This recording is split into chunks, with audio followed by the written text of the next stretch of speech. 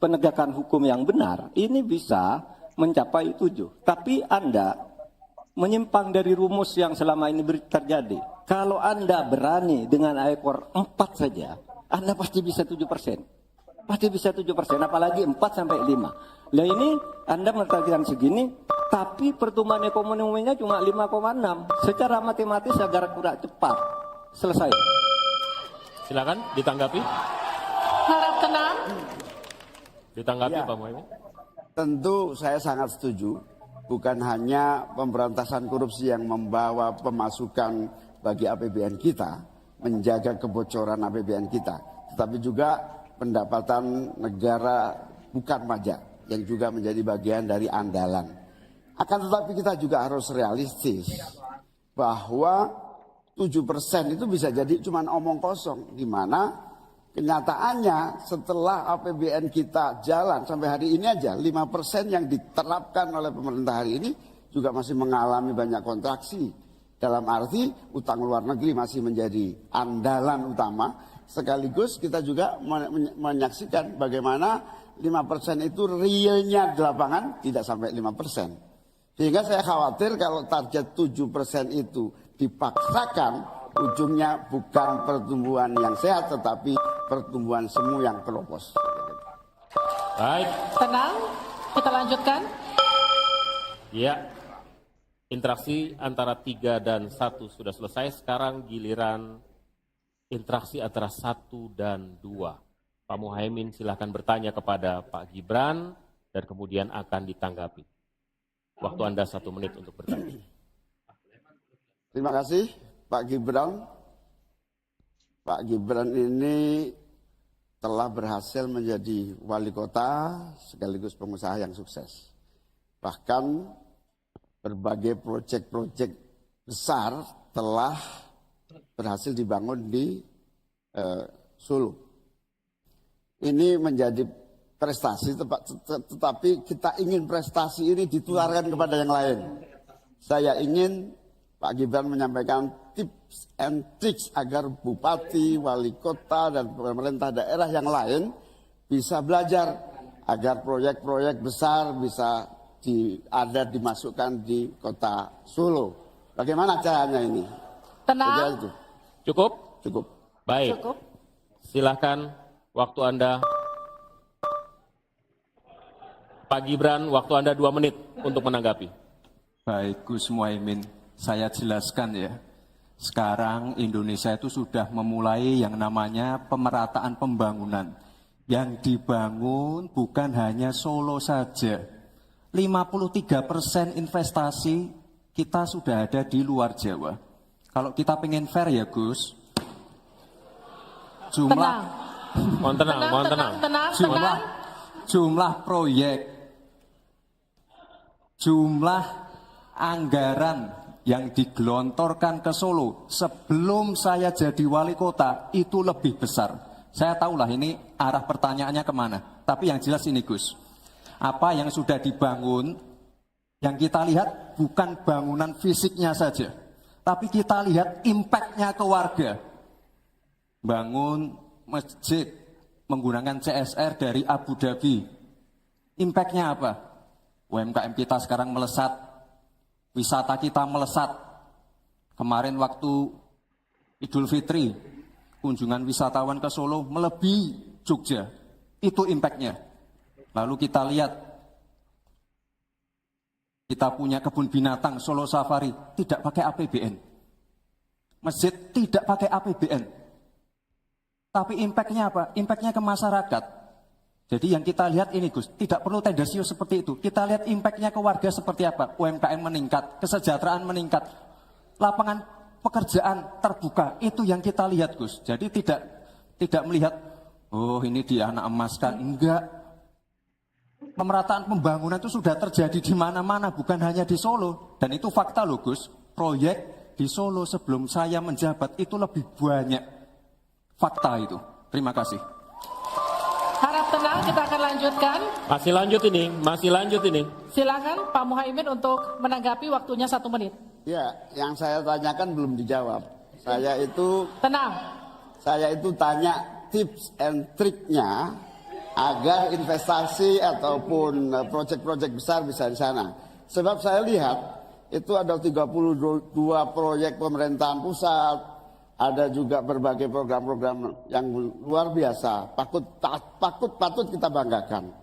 Dibandingkan dengan misalnya Kota Madiun yang hanya 11%, Cirebon hanya 7%, Tasikmalaya. Kita ingin triknya apa? Sehingga akses pendanaan pembangunan itu bisa bersifat adil dan merata. Bukan hanya di satu kota, tapi berada di seluruh. Kita lanjutkan. Ini yang menjadi catatan saya adalah keadilan dalam melaksanakan APBN. Kalau kita jadi pemerintah pusat nanti, tugas kita adalah membagi secara adil seluruh proyek-proyek nasional kita. Cukup? Cukup. Silakan Pak Gibran untuk menanggapi. Waktunya 1 menit, silakan. Mohon tenang, mohon tenang. Baik Gus, saya jawab lagi. Sebelum ada proyek dari pusat masuk, kita ya, para wali kota ya harus menyiapkan yang namanya readiness kriteria. Kalau nggak ada itu, nggak mungkin proyek itu masuk. 2, kita sebagai wali kota harus menyiapkan hal-hal non teknis, relokasi, nego dengan warga-warga, bantaran sungai, bantaran rel kereta api. Itu Gus, 1. Lalu kita juga harus berkolaborasi, tidak semuanya pakai APBN.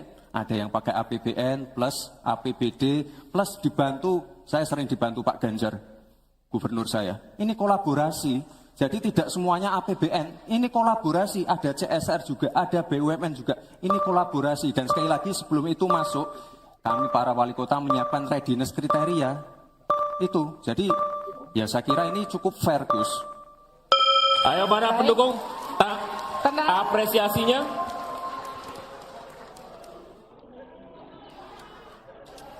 Kita berikan apresiasi untuk seluruh calon wakil presiden malam hari ini. One on one, sesi pertama sudah lewat, masih ada 1 segmen lagi. Ketika calon wakil presiden bertanya dan berinteraksi dengan calon wakil presiden lainnya. Tetaplah bersama kami di debat kedua calon wakil presiden pemilu 2024. 2024.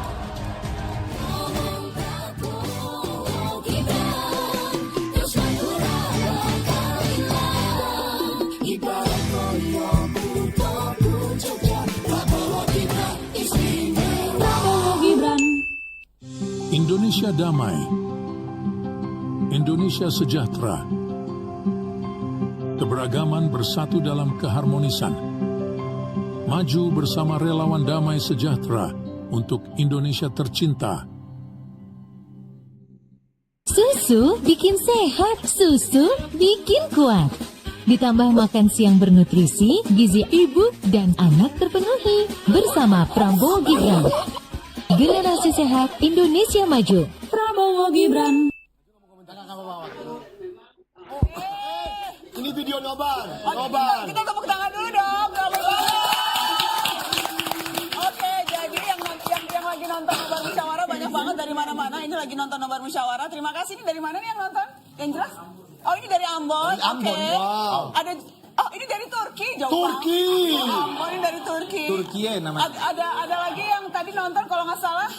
Ada yang dari New York juga. Coba kita lihat dong yang lagi Next. nobar.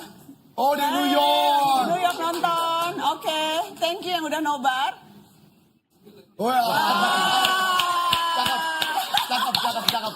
Di kereta pun nonton, dari KRL nonton. Oke. Ada juga. Wah, Pondok pesantren. ada yang nonton rame-rame. Nonton di pondok pesantren. Nonton nobar kita. Oke, ini infonya pesantren di Sukabumi. Nama pesantrennya apa dong? Aku mau sebut nama pesantrennya. Adik-adik santri nih. Pesantren apa?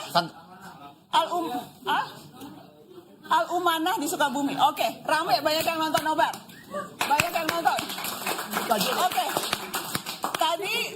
Tadi segmen rasanya yang paling seru, Ya. karena saling nanya. Ya. Siapa yang pertanyaannya paling bagus dan siapa yang paling nggak bisa jawab pertanyaan? Tadi kayaknya Pak Mahfud tidak menjawab masalah carbon capture. Ya. Gibran nggak ngasih tips and trick. Sedangkan Tak dulu. Caimin gimana tadi menjawabnya? agak kurang menjawab tadi masalah persentase naik ekonomi. Kayaknya ya. Jadi kayaknya kurang bisa menjawab semuanya. Skip aja. Yang dua ini aja gitu. Itu skip aja. Tapi betul nggak? Tadi Pak Mahfud tidak bisa menjawab. Saya sendiri saya objektif aja memang soal carbon emission ini kan memang sesuatu yang sangat baru. Artinya RUU-nya saja kan belum ada soal carbon capture dan carbon storage ini. Jadi Pak Mahfud belum baca, belum tahu. Artinya Pak Mahfud sendiri belum literate dengan isu itu.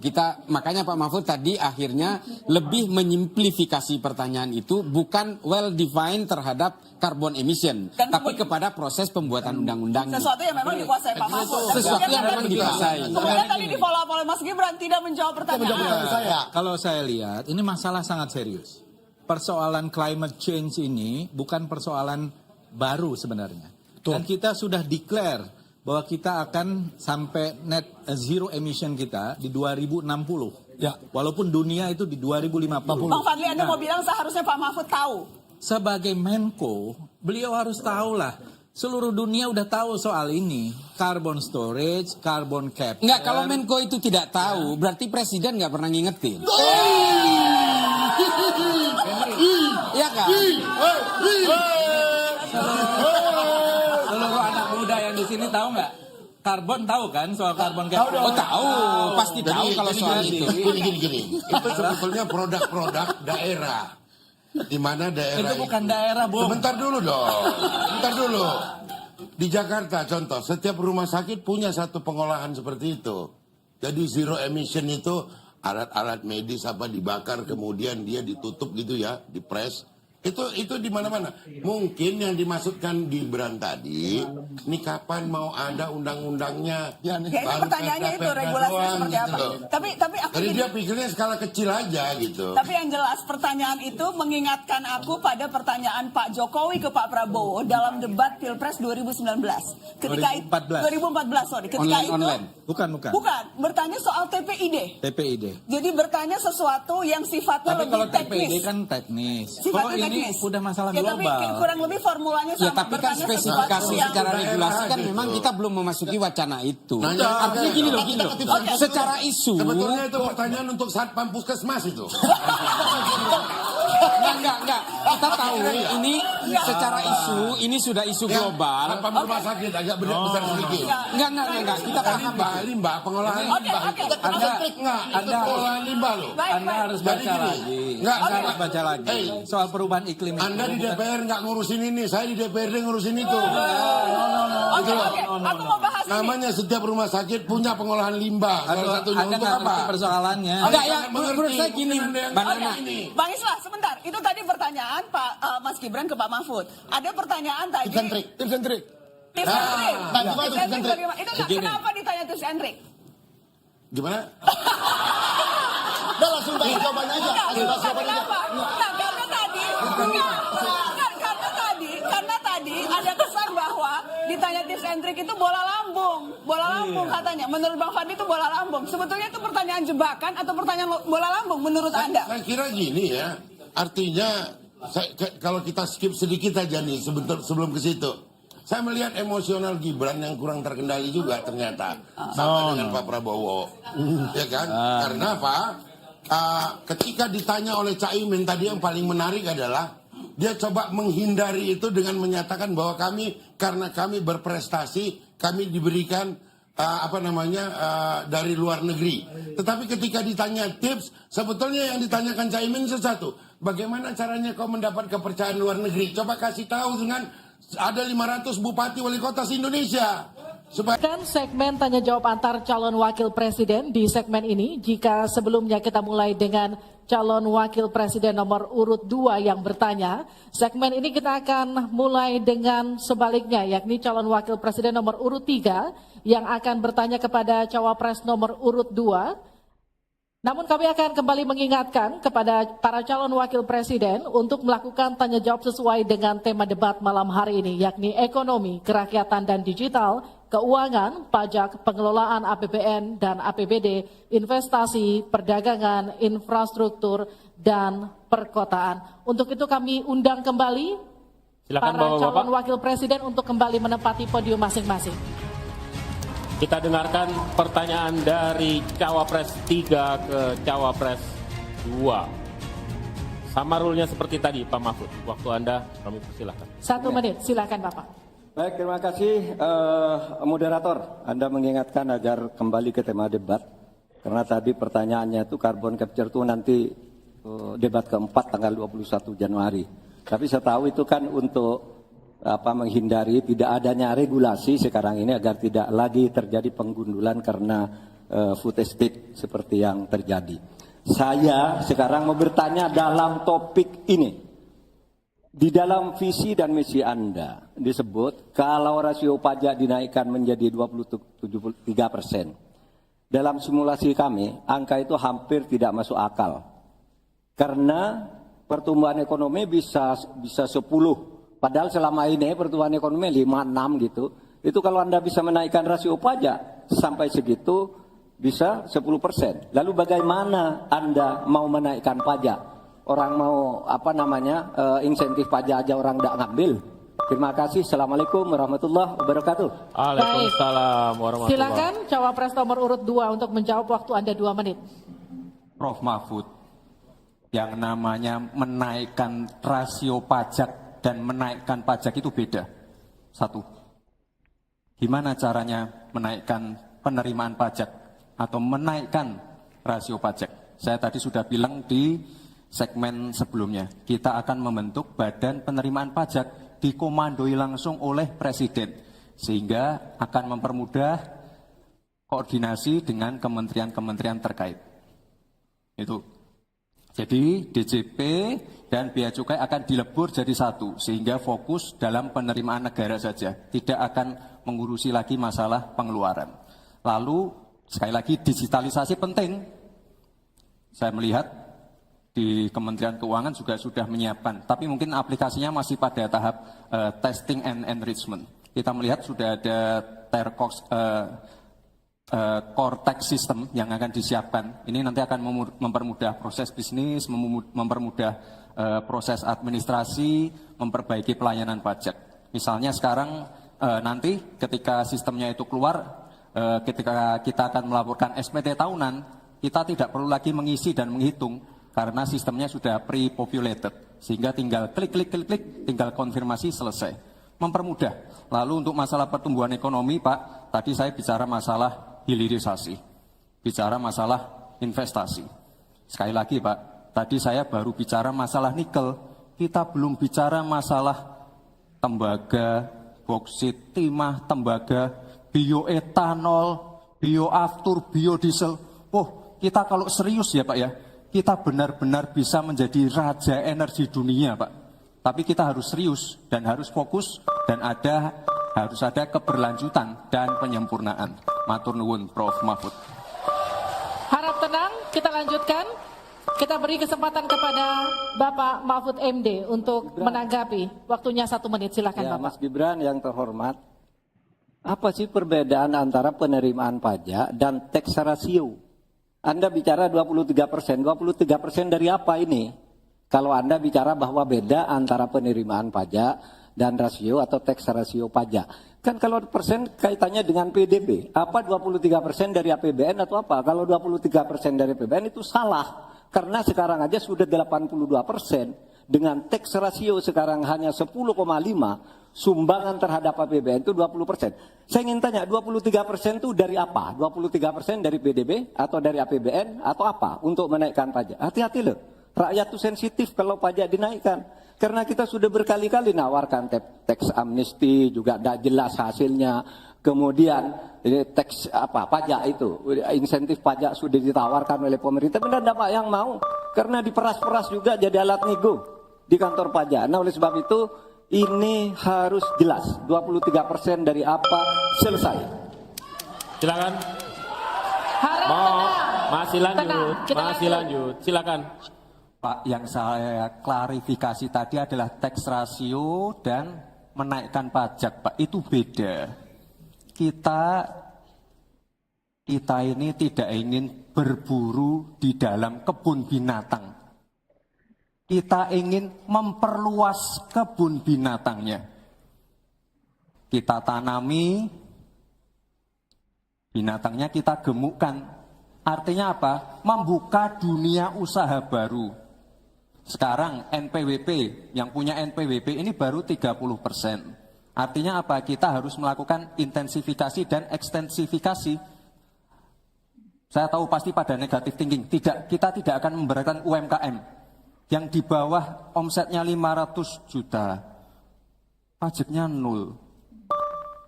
Pengen modal 200 juta, pur. Tanpa agunan. Nggak ada yang memberatkan, Mbak. Terima kasih. Baik. Harap tenang, kita lanjutkan. Tenang, kita lanjutkan. Kali ini saya akan mempersilahkan untuk calon wakil presiden nomor urut 1 untuk memberikan pertanyaan ke calon wakil presiden nomor urut 3. Bapak Muhaimin Iskandar, waktu Anda untuk bertanya adalah 1 menit. Saya persilakan. Terima kasih Pak Mahfud yang saya hormati. Pemasukan negara itu salah satunya adalah dari kepemilikan lahan yang luas. Banyak kepemilikan lahan yang berlebihan. Akumulasi kekayaan hanya di segelintir orang dan selalu menjadi topik yang belum pernah selesai sampai hari ini. Pertumbuhan ekonomi yang tinggi hanya dinikmati oleh segelintir orang karena akses kepemilikannya juga terbatas. Pemerataan menjadi kata yang tidak bermakna. Maka saya ingin pendapat Pak Mahfud, bagaimana mewujudkan keadilan sosial dimulai dari pemerataan kepemilikan tanah, akses dan lahan. Karena kalau sampai hari ini begitu, maka tidak akan pernah ada kemampuan rakyat untuk mengakses modal ekonomi. Terima kasih. Baik, silakan Pak Mahfud untuk menjawab. Waktu Anda untuk menjawab 2 menit, kami persilakan Bapak. Cak Imin, itu diskusi sudah lama. Sejak zaman Bung Karno itu dulu mengeluarkan undang-undang land reform, redistribusi lahan itu tadi. Yang sampai sekarang itu tidak jalan meskipun undang-undangnya masih berlaku. Kenapa? Lagi saya katakan, ini pada aparat, pada kedisiplinan kita, pada penegakan hukum kita. Itu masalahnya sebenarnya. Coba sekarang ini, kalau data yang pernah saya dengar dari Pak Prabowo beberapa tahun lalu, 1% penduduk menguasai 75% lahan. 99% penduduk berebut mengelola hanya 20% lahan sisanya. Memang timpang. Oleh sebab itu upaya-upaya pemerataan itu harus terus dilakukan. Nah caranya, saya sebelum masuk ke caranya tadi. Caranya tentu kita lihat fakta yang ada di lapangan. Betapa sekarang ini banyak lahan itu diperoleh secara kolusi. Yang tidak jelas. Saya pernah dikritik, Pak kenapa ini pemerintah ini sekarang kok lahannya tidak jelas. Diserahkan ke orang semua, rakyat tidak kebagian. Saya tanya, mana daftar lahan? Saya minta ke Kementerian Pertanian. Oh ini dibuat tahun sekian, ini tahun sekian, ini tahun sekian, tahun sekian. Saya tahu di mana masalahnya dan siapa yang membuat ini. Ini yang harus ditertibkan. Apalagi sekarang lahan-lahan ini tiba-tiba diduduki orang. Diduduki orang sampai puluhan tahun, negara diam aja. Bahkan mau diberi ampun. Kemarin itu, diberi pengampunan pajak. Saya bilang, ini harus pidana, masuk. Itu dia menguasai tanah 22 tahun tidak bayar pajak lalu diberi ampun asal mulai baik-baik kembalikan seandainya pajak. Tidak bisa, saya bilang. Nah sekarang dia ini sudah masuk pidana dan sudah inkrah. Nah itu saya kira jalan yang keluarnya itu kedisiplinan kita menegakkan aturan. Itu saja saya kira jawaban yang menurut saya simpel dan tepat. Selesai. Baik, silakan Pak Muhaimin untuk memberikan tanggapan dari jawaban Pak Mahfud tadi. Terima kasih. Yang disampaikan Pak Mahfud kurang satu hal saja, yaitu harus ada political will, kemauan politik yang sungguh-sungguh, sekaligus memanfaatkan instrumen hukum yang memadai. Saya ingat debat Pilpres 5 tahun yang lalu, ada komitmen untuk membagi lahan dengan menggunakan land reform dengan istilah, menurut waktu itu kita istilahkan dengan distribusi kepemilikan lahan. Sehingga yang ingin saya tegaskan dari jawaban Pak Mahfud tadi adalah instrumen hukum harus dipakai secara optimal diikuti dengan kemauan dan kesungguhan politik, bukan hanya retorika politik. Oleh karena itu agar tanah-tanah yang dikuasai oleh segelintir orang terdistribusi dan rakyat ikut menikmati, terutama untuk lahan-lahan pertanian yang lebih produktif. Terima kasih. Silakan langsung ditanggapi Pak Mahfud, waktu Anda. Ya, memang begitu kan, dari program yang kami lakukan, kita akan melakukan redistribusi tanah. Dulu dalam 5 tahun terakhir ini bahkan ada kan pembagian tanah untuk rakyat agar merata. Lalu ada 1 juta sertifikat. Setahu saya 1 juta sertifikat itu memang sudah dibagi, tetapi itu untuk mereka yang memang sudah menempati tanah itu. Menempati itu lalu diberi sertifikat. Lahan yang lain itu belum dibagi terhadap orang yang belum punya. Nah itulah yang akan kita kerjakan besok dalam rangka redistribusi tanah itu. Itu betul Pak Muhaimin, betul 100% bahwa masalahnya political will. Di antara political will yang paling penting itu adalah penegakan hukum. Political will untuk menegakkan hukum itu adalah kuncinya. Aturannya semua sudah ada.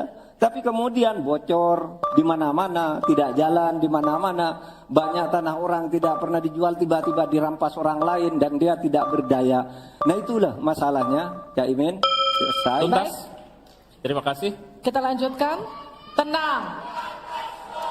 Tenang. Kita lanjutkan. Sekarang adalah waktu untuk Cawapres nomor urut 2 bertanya dengan Cawapres nomor urut 1.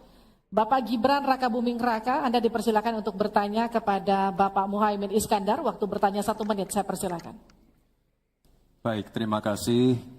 Karena Gus Muhaimin ini adalah ketua umum dari Partai PKB.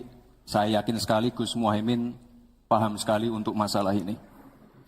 Bagaimana langkah Gus Muhaimin untuk menaikkan peringkat Indonesia di SGIE? Terima kasih. SGIE.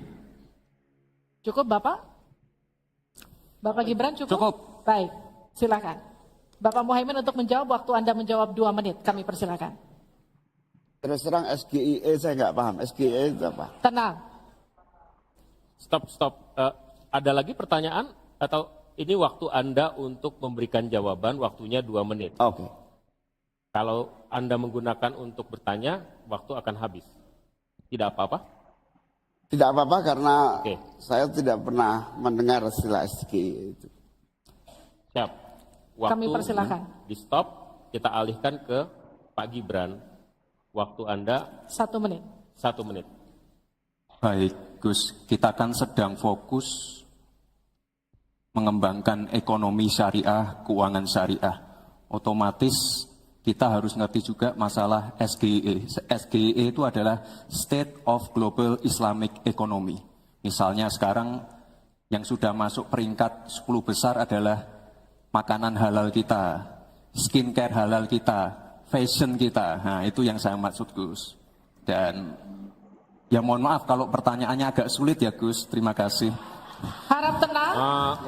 Mohon kerjasamanya. Waktu Anda, Pak Muhaimin, 1 menit untuk menanggapi. Terima kasih. Memang pertanyaan ini sungguh penting karena Indonesia dengan jumlah umat Islam yang terbanyak di dunia, sekaligus bukan saja sebagai pasar ekonomi syariah, pasar pariwisata halal, pasar perbankan syariah, tetapi sekaligus punya potensi menjadi pusat ekonomi syariah dunia. Nah, posisi kita yang masih di bawah ini membutuhkan langkah-langkah penting agar yang disebut SGIE ini menjadi kita menaikkan peringkat kita. Ada beberapa hal yang bisa kita lakukan. Yang pertama, yang harus dilakukan pemerintah adalah menyiapkan seluruh perangkat regulasi agar tumbuh kembang seluruh industri halal, termasuk bagaimana membantu sertifikasi secara murah bahkan gratis, terutama bagi UMKM kita. Habis waktunya, kita berikan aplaus terlebih dahulu kepada 3 calon wakil presiden yang sudah berinteraksi. Boleh dong, kalau ada waktunya kita kasih apresiasi yang meriah. Untuk ketiga cawapres malam hari ini yang telah melakukan sesi tanya jawab dan juga saling menanggapi. Sudah ada tiga fase yang kita lewati, menyampaikan visi dan kemudian Harap tenang. program kerja, kemudian menjawab pertanyaan dari panelis dan berinteraksi satu sama lain. Masih ada satu sesi lagi yang kita sisakan, memberikan pernyataan penutup. Tapi itu nanti kita tahan dulu, kami akan kembali di debat kedua calon wakil presiden pemilu 2024. Tanganmu dipakai buat apa? Daripada buat scrolling sosmed terus, mendingan buat